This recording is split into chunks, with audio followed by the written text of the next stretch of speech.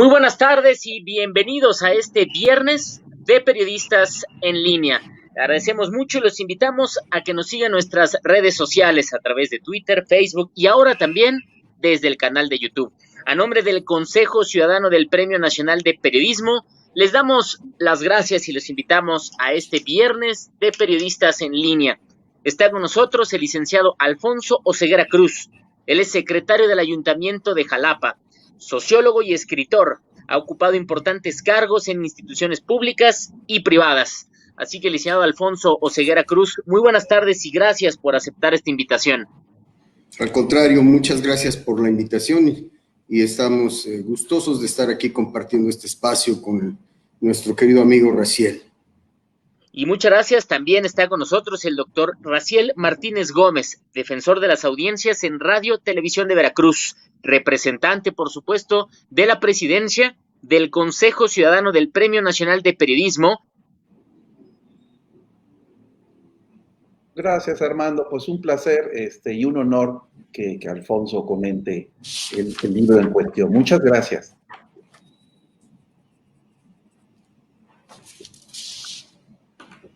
Creo que se nos fue un poco Armando. Bueno, ahorita seguramente va a reconectarse luego. ¿Aquí me escuchan? Ya. Aquí estamos. Muchísimas gracias, doctor. Estamos aquí pendientes y bueno, vamos ya directo con la presentación. Así que le damos la bienvenida al licenciado Alfonso Oseguera Cruz. Él es egresado de la Universidad Veracruzana, ha escrito y publicado diversos libros, entre los que destacan La masacre del 28 de noviembre de 1935 en Laguna Blanca, El agrarismo radical en soledad de Doblado Veracruz, Manual de la Secretaría del Ayuntamiento, Breve historia de Ciudad Mendoza y el Parlamento Democrático Mendocino, Reforma entre reformas, avances y limitaciones del municipio en Veracruz.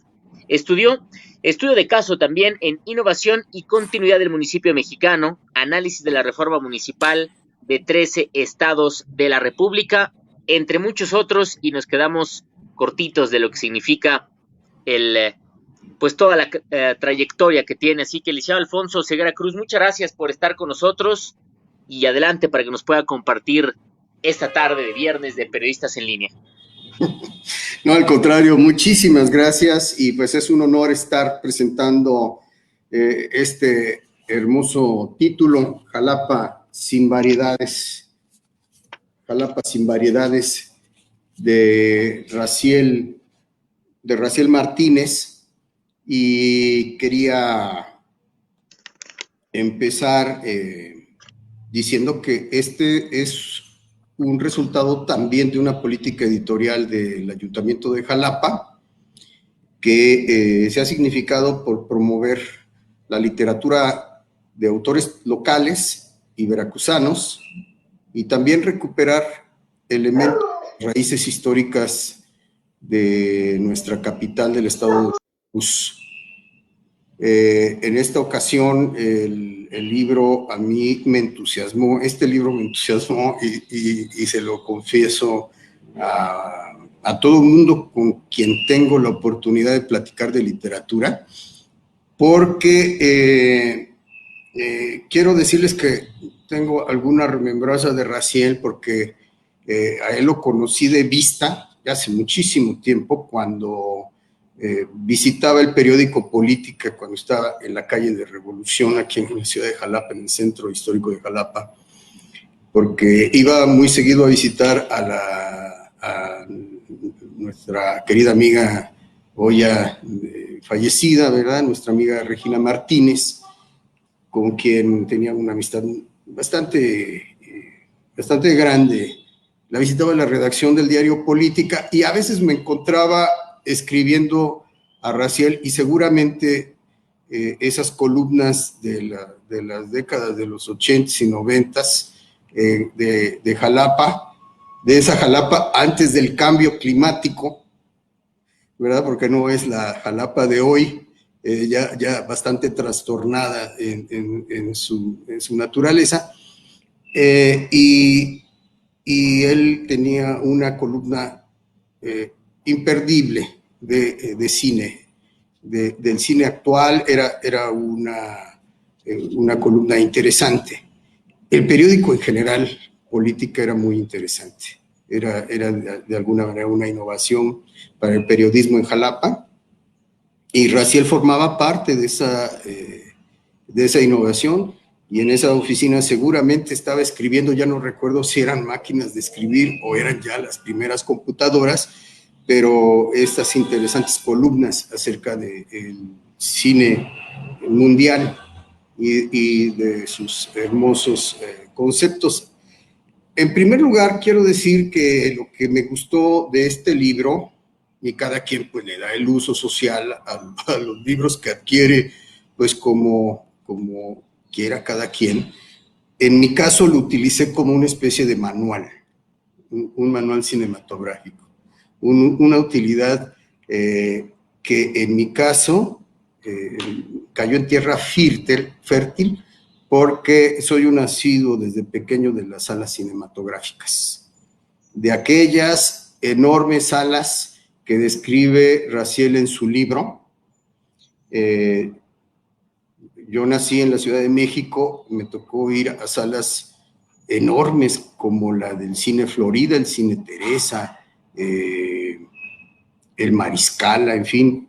Y aquí en Jalapa pues estaba el cine radio, el Variedades, y el último que se nos fue el Cine Jalapa, que eran enormes cines donde había permanencia voluntaria y podías ver 2 o 3 películas, lo que te pudiera alcanzar el tiempo, y además pues era un espacio de acceso económico para las clases populares, para las clases medias de Jalapa, y digamos ahora quiero decir que esa nostalgia nos ha venido cediendo ante las nuevas realidades del cine, de Cinépolis, de otras empresas, más recientemente con el auge de las plataformas digitales, y se convierte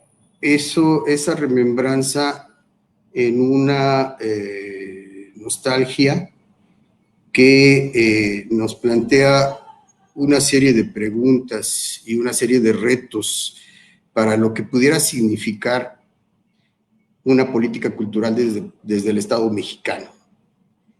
Creo que en este libro, que les digo, yo lo asumí como manual, pude redescubrir al veracruzano Fernando de Fuentes, y no solamente por las clásicas películas del compadre Mendoza o el Vámonos con Pancho Villa, sino por otras como El fantasma del convento o Crimen y castigo, que las encontré de manera gratuita en el internet. Y entonces este libro tiene esa utilidad, una utilidad social que descubrí, porque te va realizando un inventario bastante detallado de la aportación de Veracruz, desde Veracruz y desde Jalapa, al cine nacional y al cine mundial. Así también cineastas más jóvenes, Jorge Fons, que lo conocemos por El Callejón de los Milagros, nació en Tuxpan; Juan Manuel Gutiérrez, de Minatitlán, de quien les recomiendo una cinta ya vieja que se llama La otra virginidad, que nos la recordó Jalapa sin Variedades. Y yo francamente no sabía que Raúl Araiza, quien dirigió Cascabel, era veracruzano. Entonces Raziel pasa lista de cineastas, pasa lista de películas, es bastante prolífico este inventario del cine veracruzano, del cine nacional con respecto a Veracruz. Pasa lista de todos. Veracruz aparece también como escenario o locación para películas mexicanas y para películas extranjeras, desde La mujer del puerto, Redes, La rosa blanca, hasta las más recientes, como El coronel no tiene quien le escriba, Danzón, Santitos o María de mi corazón. Y bueno, cantidad de filmes, nos dice Raziel, extranjeros han tenido como locación espacios de esta entidad. Y bueno, los actrices y actores veracruzanos son abundantes. Son muchísimos y eso creo que en sí mismo esta parte del libro es hermosa y hay que adentrarse y hay que releerla porque se convierte en una brújula para aquellos que adoramos el séptimo arte.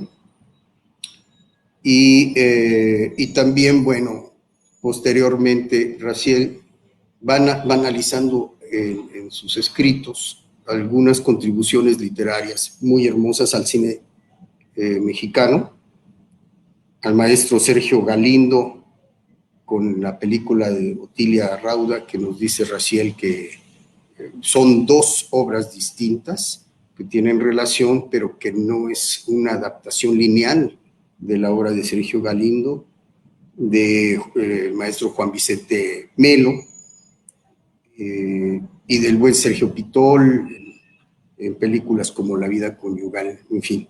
Y hace un análisis crítico de todos estos importantes acontecimientos fílmicos del cine nacional. Y hay una parte también que cambia, que viene desarrollándose en el libro, pero que ya es otro tipo de temas que aborda, ya son más dedicados a esta reflexión de estar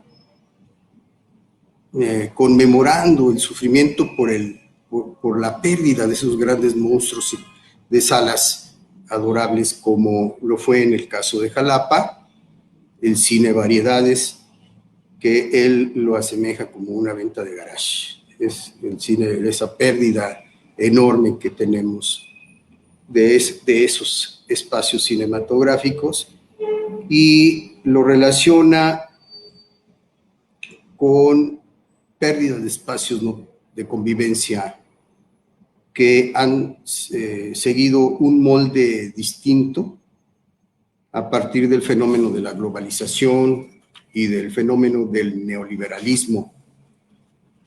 Él nos dice que hallamos las mismas pautas de consumo y la organización espacial en Estados Unidos, Singapur, Kuwait o en México y en Jalapa concretamente.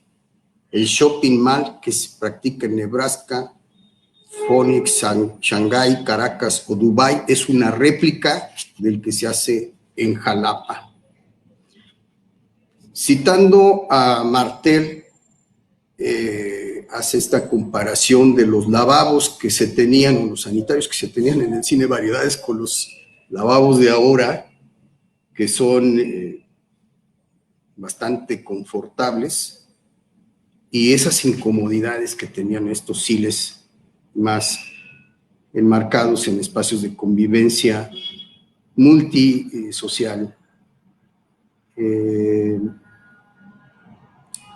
También nos relata que el buen ser de la calidad se resuelve en estos nuevos espacios cómodos, pero que sacrifican el acceso. El fenómeno de la desigualdad social y económica se manifiesta también en el acceso desigual a las salas cinematográficas. Ahora, por ejemplo, para ir a Cinépolis requiere un gasto enorme, más si se trata de familias que van como tales a apreciar una cinta, no tienen la misma capacidad económica que otros sectores y por lo tanto no pueden acceder a este tipo de eventos que ahora se han convertido en espacios de mayor confort, pero también de menor acceso. Nos dice Raziel que evidentemente no se perdió por completo el imaginario. Todo lo anterior parece haber acabado ante la inercia de un paradigma cultural ajeno a los propósitos descritos. Un Estado que, por citar la punta de la madeja, se deshizo de Cotza. ¿Cuál será el destino o cuáles son las posibilidades reales de un nuevo planteamiento cultural de acceso al cine? ¿Es posible recuperar elementos de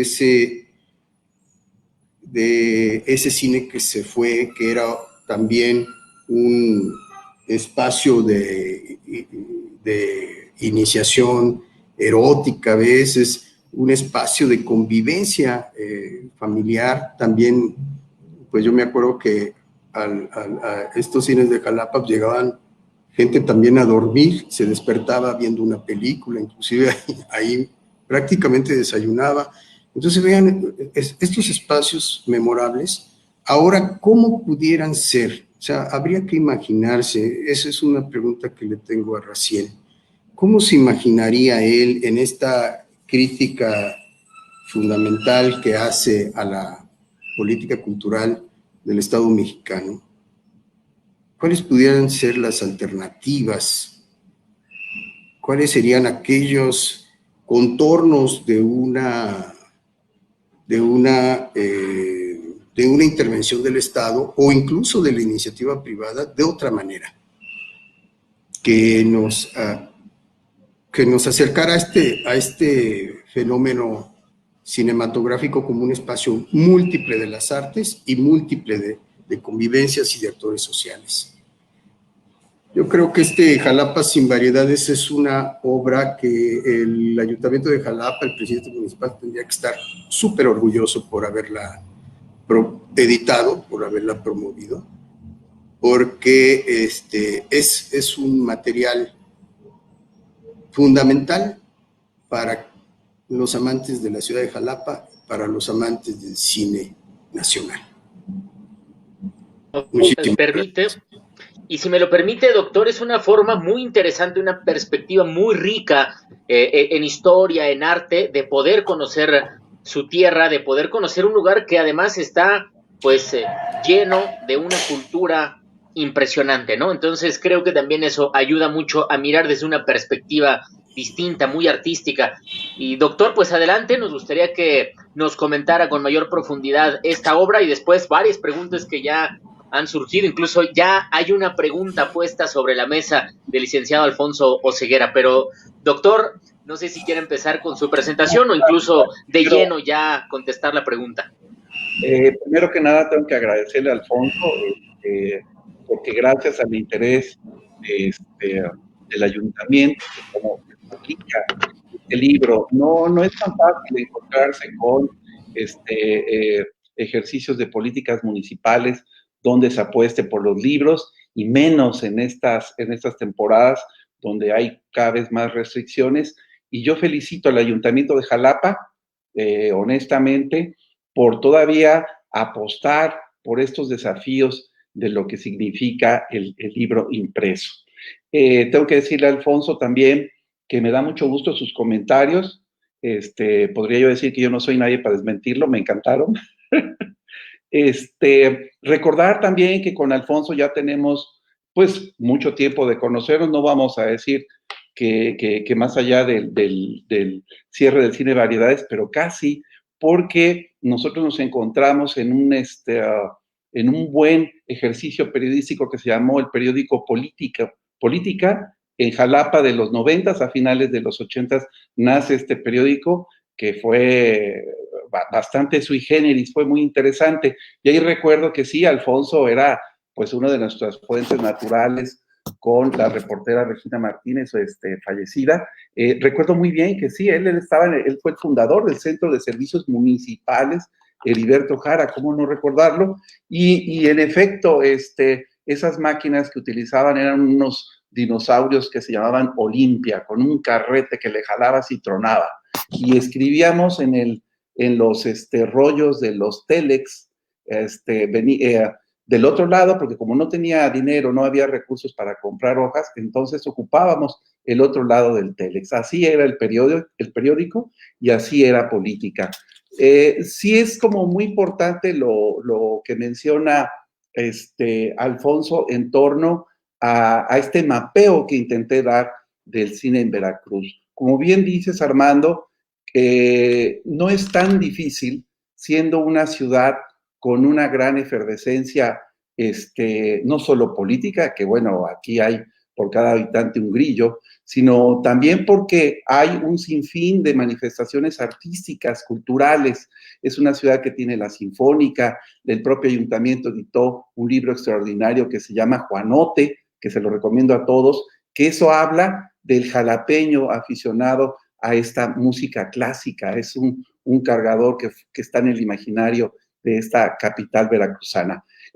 Obviamente también la Universidad Veracruzana ha sido cuna de grandes escritores. Aquí estuvo con nosotros el premio Cervantes, Sergio Pitol, recordó también Alfonso a Sergio Galindo con Otilia Rauda, también estuvo con nosotros Luis Arturo Ramos. En fin, que la ciudad de Jalapa permite todo eso.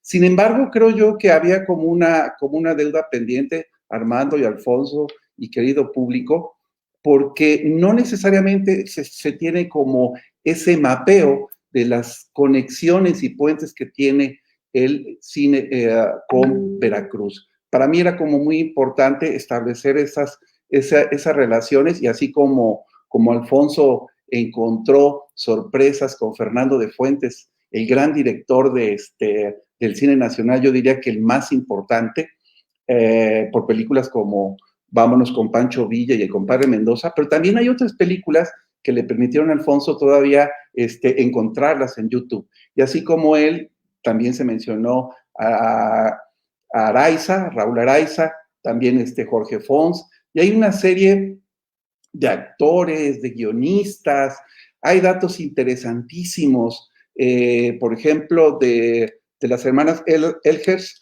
en Veracruz, que eran censoras en los 20s y 30s. Unas cosas muy interesantes que déjenme decirles que ese mapeo va a continuar, porque la verdad es que el trabajo me ha rebasado.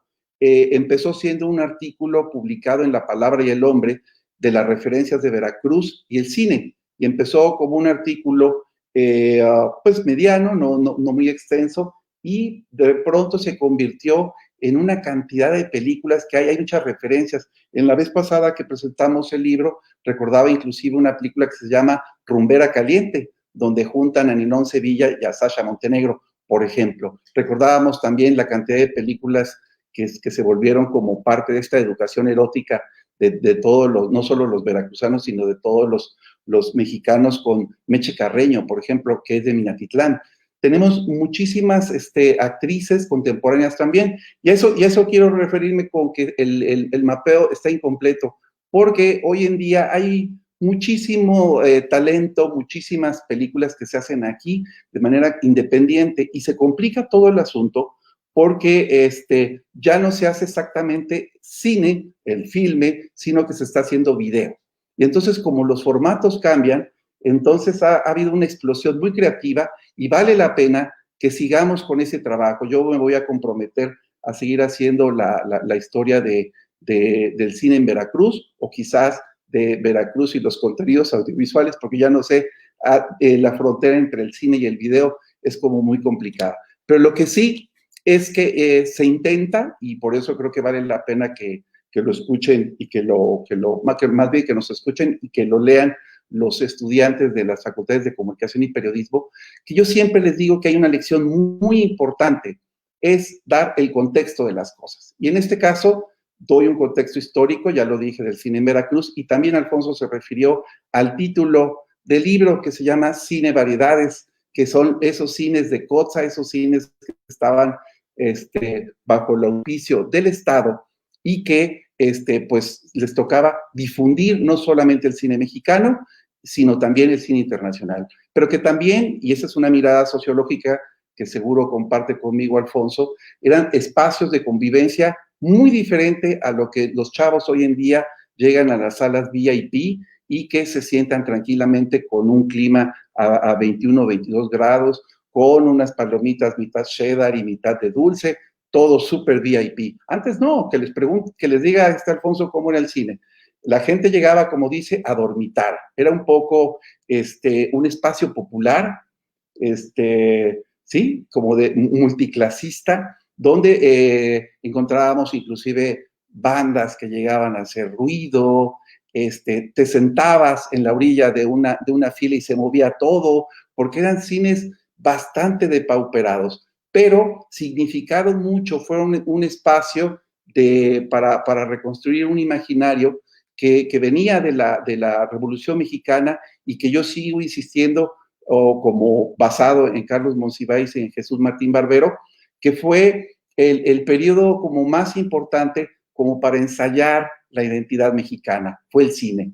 Y después, como también mencionó Alfonso, estos cines han encontrado, después de la globalización, después de que se quebró COTSA, después de que Carlos Salinas de Gortari, cuando anunció que estábamos en el Tratado de Libre Comercio y en un nuevo mundo, ahí se anunció la globalización, ahí se vendió como en una venta de garage estos cines y como que se desarticuló esa política de difusión cultural y se lo dejó a la iniciativa privada.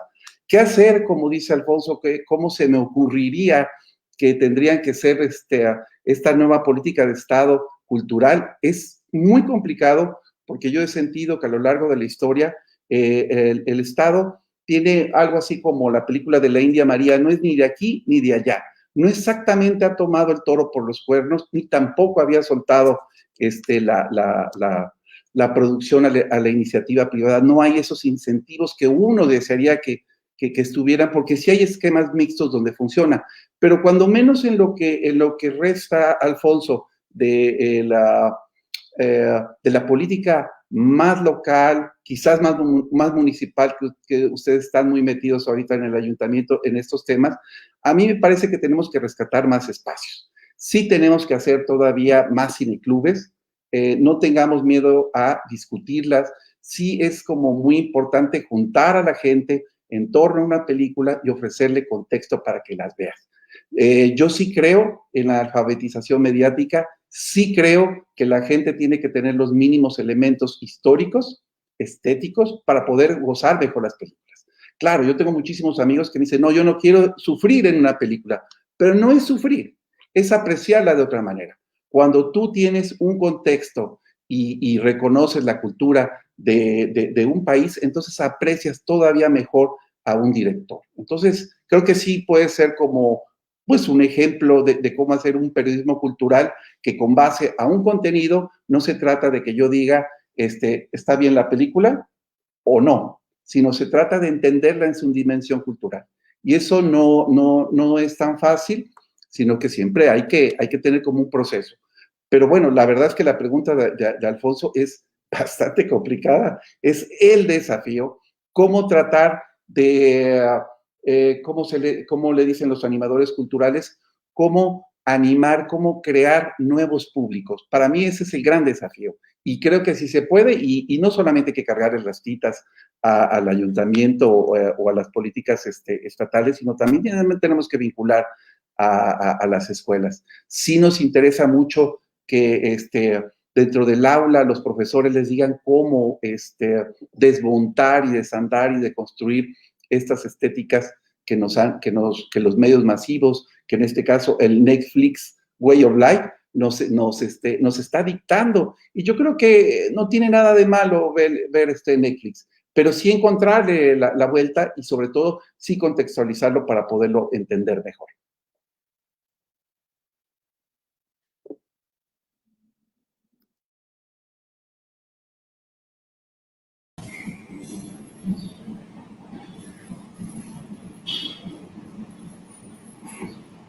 No escuchar mal.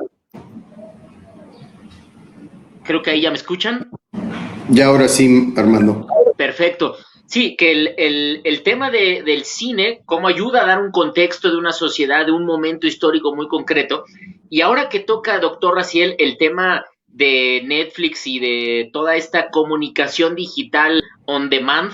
Escuchaba el otro día una conferencia de González Iñárritu que él decía, no me está gustando tanto el cine actual porque hoy se quiere parecer, o sea, ha mejorado tanto la producción audiovisual, la producción de series, que el cine está perdiendo esa esencia, porque hoy ves, y más con la pandemia, no vas a las salas de cine, te sientas a ver una película en una pantalla y textual Iñárritu decía, ladre el perro, te paras al baño, te toca el vecino, y entonces hoy el tema de que la película y producción audiovisual y este hibridaje como del cine que constantemente te tiene que estar dando incentivos para estar ahí, es muy complejo la parte de la producción audiovisual, sumado a los incentivos estatales, a la falta de un compromiso, no sé si compromiso, más bien a la falta de una producción audiovisual mexicana que sea atractiva, o en dónde ha fallado para que sea más atractiva para la misma audiencia. Muchas veces es mexicana, esa no la vemos, ¿no? Y preferimos consumir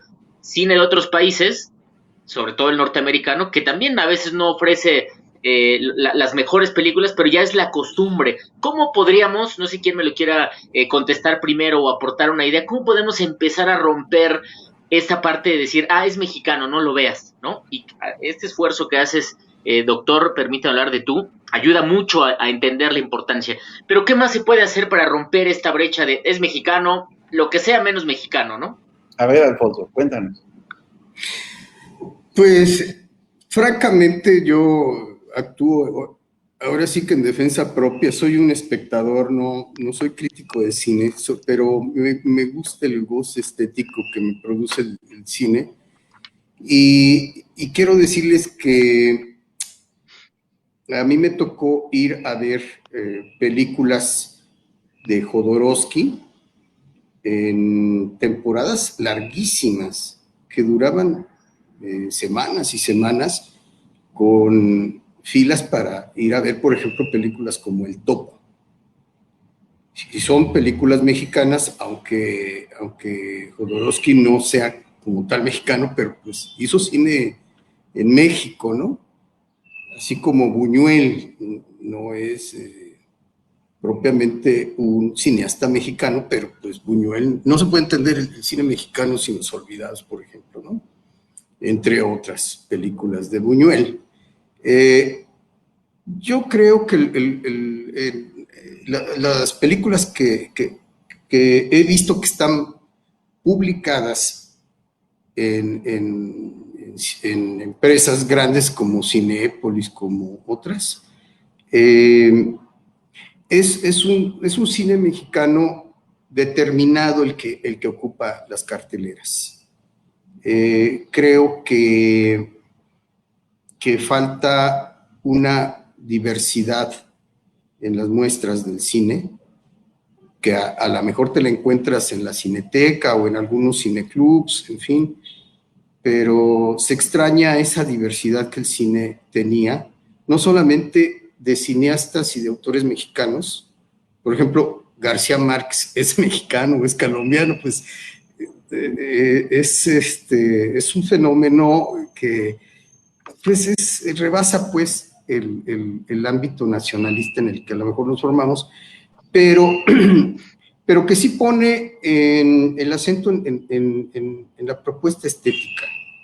En eso creo que necesitamos buen cine de todo tipo y de todos los países, porque lo que está dominando en el mercado actual es un tipo de serie, un tipo de cine en serie que te llena ahora por ejemplo, en las plataformas digitales, de un montón de títulos que pues te pierden, ¿no? Si antes te faltaban títulos, ahora te pierden, pero vienen de una sola, de líneas muy específicas, ¿no?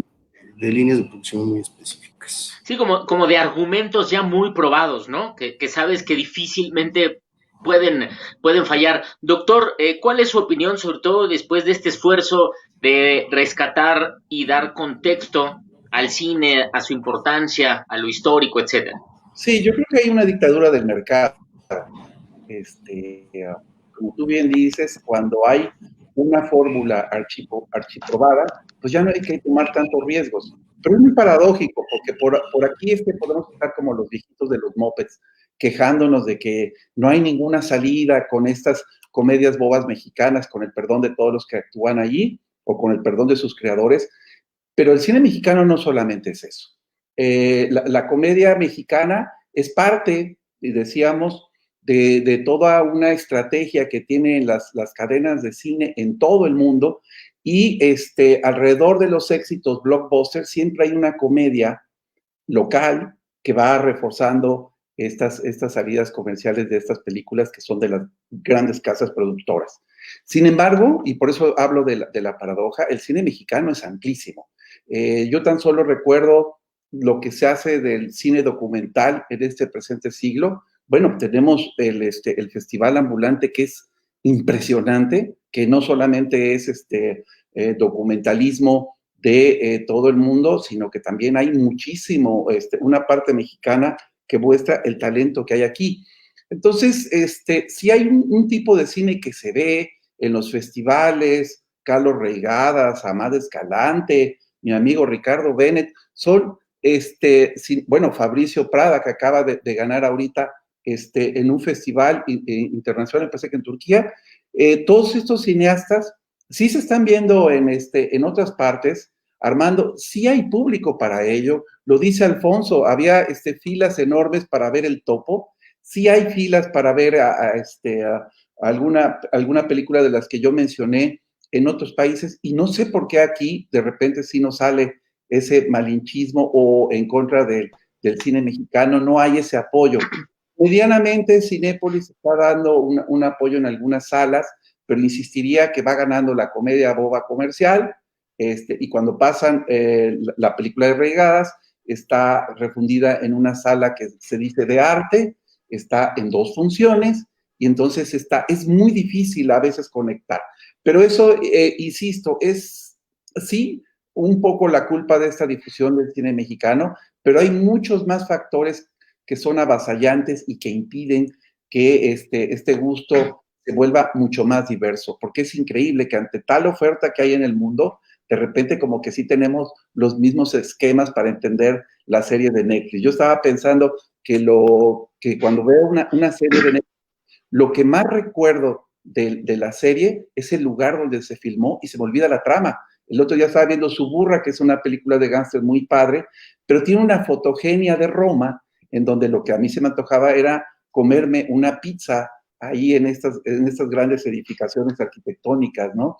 Sí tiene como un estándar, sí sabe qué hacer con el público, te va dosificando de tal manera que en el capítulo 4 sale otro personaje, ya sabes que va a haber un desnudo en el minuto 30, que para tener cautivos a los jóvenes, pero al final, cuando agarras esa serie y la pones en una coladera, si terminas con 3 ideas en la coladera, son muchas. Entonces, y no todas las series son así, pero a lo que voy que eso achata el gusto, achata la estética de los públicos, y luego le cuesta muchísimo trabajo virar hacia otras plataformas como Movie, donde pasan cine de arte. Ves una película y lo primero que se le ocurre al público es decir, es que es una película lenta. Eso es algo muy interesante porque ya lo contará también Alfonso, cómo a diferencia de los públicos del resto de las artes, el público cinéfilo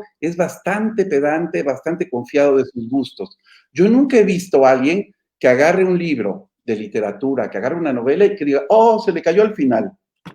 En cambio, cuando estamos en una cena, todo el mundo opina de la película y empieza a decir que la película estuvo fea porque como que le faltó al final, ¿no? Claro. Lo que quería Irma Bergman era contar una tragedia, y la película no tiene estas crestas de interés como las que tiene James Cameron, las de Terminator, que son películas que van hacia hasta arriba, y entonces tú sales satisfecho porque lo que hizo fue satisfacer tu adrenalina, y está muy bien. Pero hay otras películas que van así, miren, van así, y eso no quiere decir que sea mala ni buena, sino que simple y sencillamente el director tuvo otra intención.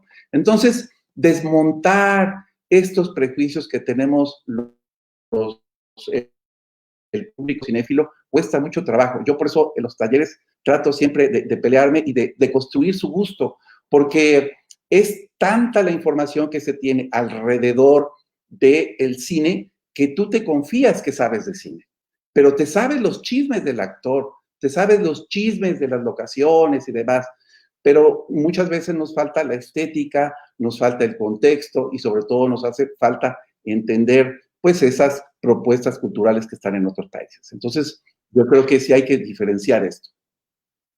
Sí, yo creo que dio doctor en algo que es una de las claves, que es cómo ir rompiendo estos paradigmas, estos esquemas que ya tenemos en la mente de cómo debe de ser el cine, que todas deben de ser de superhéroes, acción, matazón y tener una sobredosis de dopamina más que reflexión y otras cosas, ¿no? Yo creo que por ahí hay una clave muy interesante. Quiero ir a mensajes de los que nos están escribiendo y regresamos con usted, licenciado Alfonso Oseguera. Nos escribe Jorge Sadi Durón, dice muchos saludos a todos. Miguel Ángel Barragán Villarreal, felicidades al doctor Raciel. Conde Eversonic, saludos enormes. Recuerdo el cine Jalapa 1 y 2, la sala Tajín y variedades, dice Conde. Nos escribe también Conde, dice el Pepe sin duda. Alma Leticia Benítez, saludos maestro. Conde Eversonic, Gabriel García Moreno, increíble. Oscar García Soberano, muy chingón, dice Raz. Ya sabemos a quién se están refiriendo. Nelly Palafox, felicidades. Preciosa la portada del libro. Oscar García Soberano, Política, el mejor periódico independiente de Veracruz. Un abrazo a don Yayo, donde nos esté viendo. Ricardo Bennett, felicidades Raciel. Gracias por esta indispensable aportación a la memoria cinéfila del terruño. Ramón Rodríguez Rangel, felicidades Raciel por tu propuesta. Mari Carmen Colorado Méndez dice, muy buena propuesta, habrá que impulsar en las escuelas y ese es también un gran reto. Suey Salazar, me parece muy buena la idea de impulsar en las escuelas y que no se pierda esta cultura, entre muchas otras que está participando mucho el auditorio el día de hoy.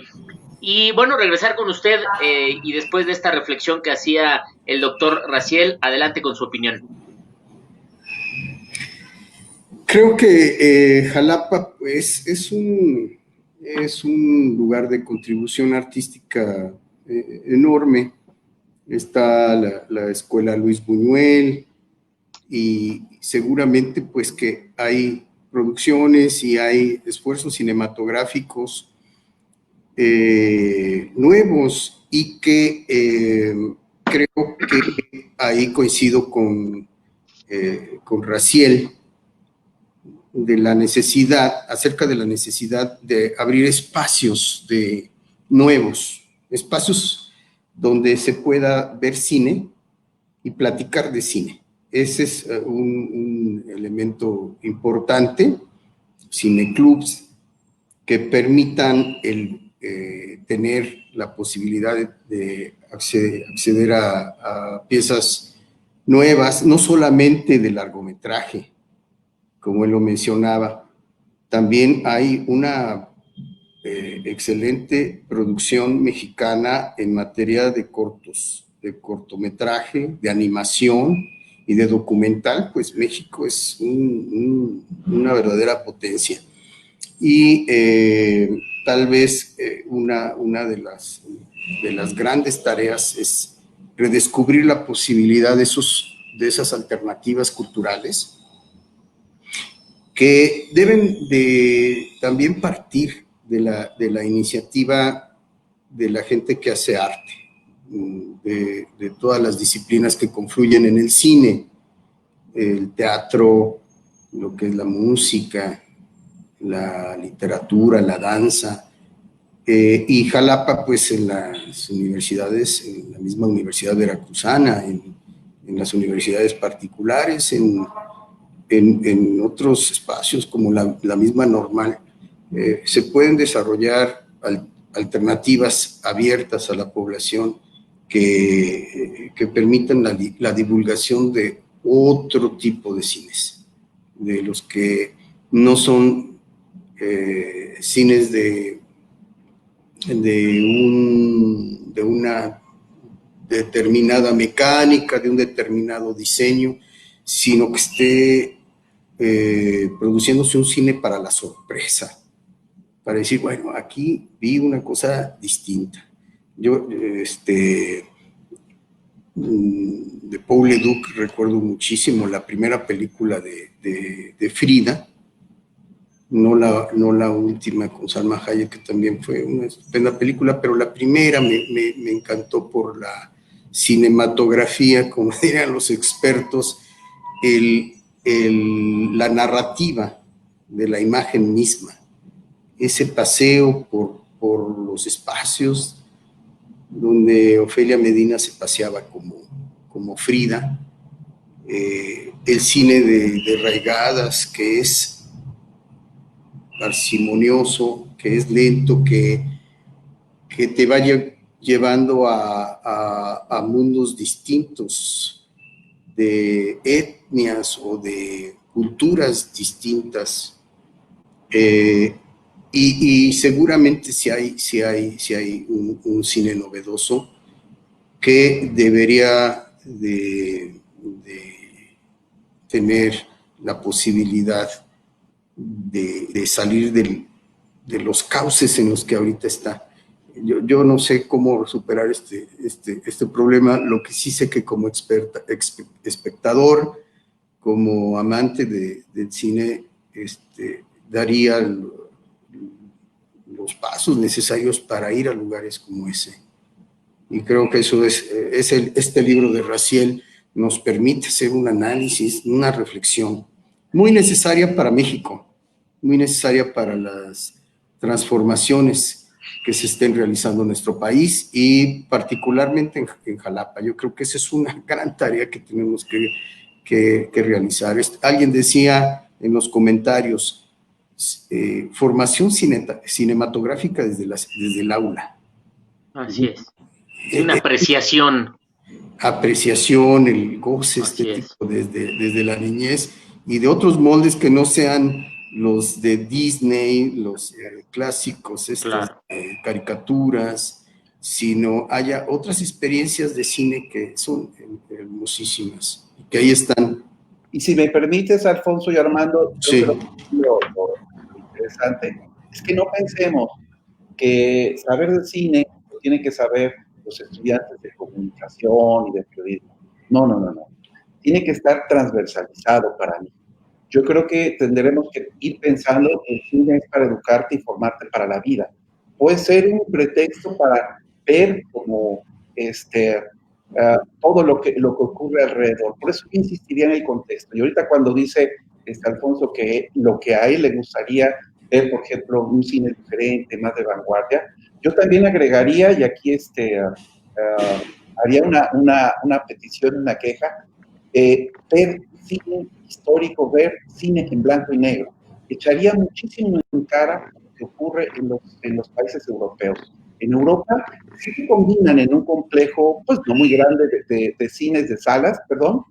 Sí te pueden poner en la Cineteca de Madrid, ponen el estreno, la película que está en el festival que ganó en Cannes, pero también te ponen un ciclo del cine negro en los 50, sí te ponen un ciclo dedicado a Eisenstein, que yo creo que, por ejemplo, los complejos comerciales sí tendrían que apostar por un cine histórico. Y sí vale la pena verlo en este tipo de salas. Yo hace no muchos años, aparte de los esfuerzos que hace la Alianza Francesa, en Cinépolis pasaron Tiempos Modernos de Chaplin.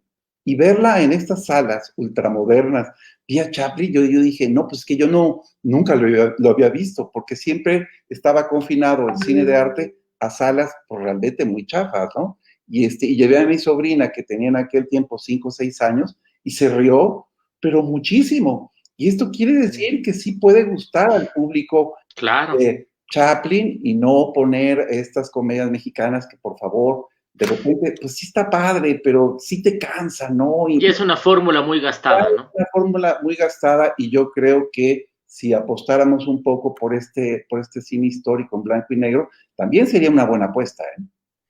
Nos escribe también Edmundo Pérez, dice, la grabación de una serie de televisión es muy diferente a la filmación de una película. Óscar García Soberano, ensayo de un crimen rifa, dice Óscar. María Teresa Arroyo Gopar, felicidades a Raciel Damón Martínez, muy buena su propuesta. Óscar García Soberano, habría que hacer estudios de cómo las audiencias consumen las historias. Hay una oferta que no encuentra audiencias, pues no importa a los autores lo que se consume en realidad. Óscar García también nos escribe, habría que hacer estudios de cómo las audiencias, ese mensaje ya lo leímos, pero Everardo González es punta de lanza en documental para México, escribe Óscar García. Perla Alejandra, sí, en efecto, hay mercado para todo tipo de película. Óscar García, decir que no se ve cine mexicano por no atractivo es solo quedarse con un cliché que nació en los 90 con respecto al cine que aparece en cadena. Ahí está film latino y ya superemos ese argumento reduccionista. Así Miguel es. Ángel Barragán, ¿cuál era el cine de Jalapa que hoy es estacionamiento público? Ah, cine radio. El cine radio, contestada la pregunta de Miguel Ángel Barragán. Soledad Jarquín Edgar, saludos, gracias por esta charla. Armando Sangría. Creo que también el cine variedades, ¿verdad, Alfonso? También es un estacionamiento. Armando Sandría, saludos, felicidades y recordar es vivir, Sala Tajín, Cinema Pepe. Olivia Domínguez, felicidades y saludos, amigo Raciel. Óscar García, Cine Radio, ya contestaron. Laura Haddad, Jalapa ya no es un lugar donde se aprecie el cine, también ya se hace cine. Y Óscar García, no olvido el cine Kubrick.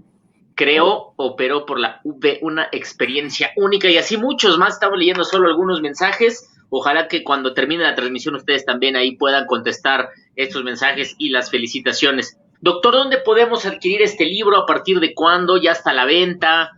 Que adelante. Alfonso, para que haga el comercial de toda la obra completa de la sí. Que merece muchísimo la pena. Adelante, Alfonso. Sí, con gusto. Vamos a hacer promoción, en principio, pues a este libro maravilloso de Jalapa sin variedades. También tenemos en nuestra unidad de ediciones, publicaciones y registro, el Tren Musical de Palabras. Sí. Es un compendio de poesía dirigida a niñas y niños que hizo nuestro amigo, el escritor José Homero. Tenemos también La otra historia de Jalapa, de Paulo César López Romero, que ha tenido una venta increíble en Jalapa. O sea, rompemos alguien decía ahí en los comentarios de estos estereotipos que de pronto tenemos con respecto también al libro impreso. Ajá. El libro de La otra historia de Jalapa, así es como de Jalapa sin variedades, me dicen que se está vendiendo. Sí. O sea, la gente acude a comprar los libros. Es mentira que no se lea en Jalapa. Está en literatura. Mi padre nunca telefoneó, de Benito Escudero Díaz. Mi amigo, cómprenlo. Así es. Pasos en la casa vacía, de Eduardo Cerdán, un joven escritor. Mami está enferma, de Ixel Guevara del Ángel. Poesía de José Jesús Díaz, del famoso poeta Díaz. Es un librazo ese. José Fernández, un hermoso libro también, un impresionante estudio histórico trascendental. Está Juanote, crónica de un personaje de la cultura popular jalapeña, de nuestro cronista Vicente Espino Jara.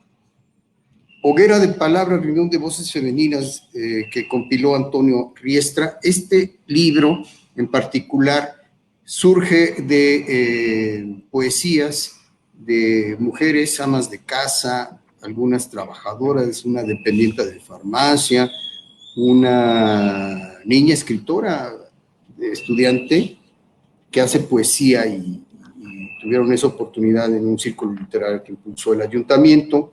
Niñas extraordinarias, 3 del Instituto Municipal de las Mujeres, y de pronto La niebla, de Jorge Brash, y también tenemos en puerta algunas otras de Hombres sin Violencia, que estuve haciendo con mi compañera de la vida, María de los Ángeles Godínez, y su servidor. Hombres sin Violencia, somos hombres de verdad. Está por salir de manera gratuita. Tenemos en puerta otras publicaciones, pero ahorita hemos reducido los costos también de las publicaciones. Ahí está Jalapa sin variedades con la portada de Cantinflas, dice, volcándose en el Estadio Jalapeño. Está fantástico. Excelente, esa portada está genial. Muy buena portada. Bueno, ahí están en la página web, tenemos el fomento a la lectura, 30% de descuentos en las publicaciones, es decir, van a estar así, vendiéndose a costos de 35 pesos, de 20 pesos. Algunos libros se están regalando, algunos libros. Mira, Meche Carreño. Sí, para que lo compren los alumnos que ya los conocen. Ahí está el Meche Carreño, ¿no? Una foto extraordinaria, ¿no? Es de la familia Mota. Y fíjate que, Raciel, te quería comentar que en tu último apartado, en tu último capítulo, abordas un collage ahí de personajes increíbles, porque se revuelve los personajes de Game of Thrones con los personajes viejos, y hay una especie como de carnaval de personalidades, de gente disfrazada, y me llamó la atención el nombre ya estoy chocheando como viejito de los Muppets, Lorena Velázquez. Lorena Velázquez, claro. De Lorena Velázquez, y me fui a YouTube y encontré las películas clásicas. De pronto, Raciel da una pista, ofrece alguna oración que les decía, es como una brújula para encontrar cosas. Encontré una película de Lorena Velázquez con el piporro, en la cual las mujeres son extraterrestres y andan buscando convivir sexualmente con los hombres del universo, y agarran al piporro como un prototipo de la raza humana, de la masculinidad humana, y se andan peleando por el piporro, ¿no? Pero increíble. Y esta de las mujeres vampiro. Sí, qué bárbaro. Por cierto, me fui y encontré un vampiro también que se vendía en Europa, cine en Europa, con escenas eróticas de una película del santo. De que las mujeres vampiro, había una versión pornográfica para los festivales de San Sebastián, y los españoles gozosos de ver esa película, ¿no? Así es. Entonces te digo que las utilidades sociales de los libros son distintas para cada quien. Hay quien los puede poner de ladrillo para una cama, y yo de Raciel lo tengo como manual de cabecera cuando estoy con ganas de escaparme del tedio que hay en el ayuntamiento. Llego con el libro a ver qué novedad hay y empiezo a hacer búsquedas. Esa es una maravilla del internet. Qué padre, Alfonso, que te gusta. Es una maravilla del internet. Sí, por pues, favor. Ese comentario. Ya a manera como de cierre, la pregunta inicial o de las preguntas iniciales parece no tener solución, ¿no? Cómo incentivar de nuevo el cine, cómo volver a conquistar a las audiencias, etcétera. Pero estos dos esfuerzos que en este viernes de Periodistas en Línea podemos ver, se los agradecemos muchísimo a nombre de todos, de la audiencia, de los lectores, del Consejo Ciudadano del Premio Nacional de Periodismo. Uno, el esfuerzo obviamente de usted, doctor Raciel, por compendiar, por investigar, por irse a fondo, contextualizar, escribirlo de manera amena y tener este documento que es una biblia para los que nos gusta el cine, lo audiovisual y lo mexicano, ¿no? Encontrar y entender mucho de esta parte histórica y muy, muy rica que tenemos, ¿no? En la parte cultural y artística, y por supuesto de la parte de la autoridad, ¿no? Que es una de las puntas de lanzas, uno de los cimientos más importantes. Así que yo creo que por ahí, no con teoría, no con palabras, sino con hechos, se pueden ver estas acciones para incentivar de nuevo el cine y reconquistar audiencias del cine mexicano. En fin, muchísimas gracias a ambos por estar con nosotros en este viernes de Periodistas en Línea. De manera muy breve, agradecemos la retransmisión que tenemos de la Universidad Veracruzana, periódico El Debate, periodismo Pixel, editorial UAS, librería universitaria Carlos Manuel Aguirre, la Facultad de Ciencias de la Comunicación de la Universidad Autónoma de Nuevo León, Comunicación Social de la UAPCO, Universidad Autónoma de Chiapas, CONEIC, Contacto en Medios, Aula Abierta, Revista Mexicana de la Comunicación, Red de Radios Universitarias, Red de Medios Públicos de México, Universidad de Guadalajara, Escuela de Periodismo Carlos Septién García, en un 2x3 Tamaulipas, Radio Universitaria Autónoma del Estado de Morelos, entre muchos más. Así que ya nos vamos, y de manera breve y ya de cierre y comiéndonos unos minutitos más, ¿cuál sería su conclusión, licenciado Alfonso, y por supuesto también su conclusión breve, doctor Raziel Damón? Adelante, licenciado Alfonso Osegueda, con su conclusión y despedida de este buen programa. Claro, yo me llevo 2 tareas y una enseñanza formidable. La primera, pues, es romperse la cabeza para cómo generar alternativas muy concretitas. Yo no soy de la idea de que hay que elaborar la gran política pública cuando todavía no hay una base, pero sí poder trabajar en algo en este sentido. Yo sería un colaborador entusiasta de una alternativa en Jalapa. Alguien quería poner alguna sala, no sé qué tanto les fue bien, pero ha habido algunos inventos que han hecho en algunos municipios para recuperar salas. No les ha ido muy bien. El problema económico para el mantenimiento es bastante grande, pero habría que explorar esas alternativas. Segundo, comprar el libro es una tarea. Claro. El libro, hay que comprar el libro, de verdad se van a llevar una grata sorpresa, no solamente para las personas de las universidades, para la gente académica, para la gente que se dedica al propio cine, que trabaja en el cine, sino también para el público en general. Es una bella pieza de un jalapeño ilustre que es de los conocedores más grandes del cine mexicano y mundial, o sea, que viven aquí en Jalapa, y es un orgullo tenerlo acá, a nuestro gran querido Raziel. Y la enseñanza, pues, es eso, seguir mirando y tener apertura para otras formas de contar las historias, otro tipo de narrativa, mirar de todo, aprender de todo, y así, pues, es un escape para conocer países, para conocer culturas, para conocer nuestro país mismo, para conocer las Jalapas, que son bastantes. Hay muchas historias que contar y seguramente las vamos a tener en pantalla. Muchísimas gracias por aceptar esta invitación, por hacer juntos esta muy buena tarde de viernes de Periodistas en Línea, licenciado Alfonso Osegueda. Y para despedirnos, doctor Raziel Damón, felicidades por este esfuerzo y su conclusión final antes de despedirnos, y recordarles además que en una semana será la entrega del Premio Nacional de Periodismo 2019. Adelante, doctor, con su conclusión del día de hoy.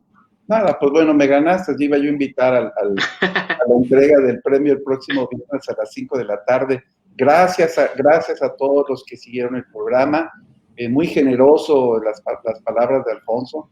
Estoy encantado de recordar, pues bueno, esos viejos tiempos del periódico Política, que también tienen que ver con el cine de variedades. Y Alfonso, creo que con toda la lista de comentarios que tenemos, ahí hay muchísimo talento jalapeño. Todos son estos alumnos que son muy inquietos en torno al video y al cine, y habrá que juntarnos y, como tú dices, no hacer la gran política cultural y empezar ahí un escalón, podemos abrir un espacio y cuando menos a divertirnos con películas de vampiros. Muchas gracias. Muchas gracias a ustedes y nos vemos el próximo viernes 5 de la tarde. Ahí va a estar el doctor Raziel Damón, va a estar el jurado del Premio Nacional de Periodismo y, por supuesto, los ganadores del Premio Nacional de Periodismo 2019. Muchas gracias y nos despedimos de esta emisión de Viernes de Periodistas en Línea, gracias al Consejo Ciudadano del Premio Nacional de Periodismo. Les recordamos que esto lo puede ver en nuestro canal de YouTube, esta emisión y las anteriores. Nos vemos. Buenas tardes.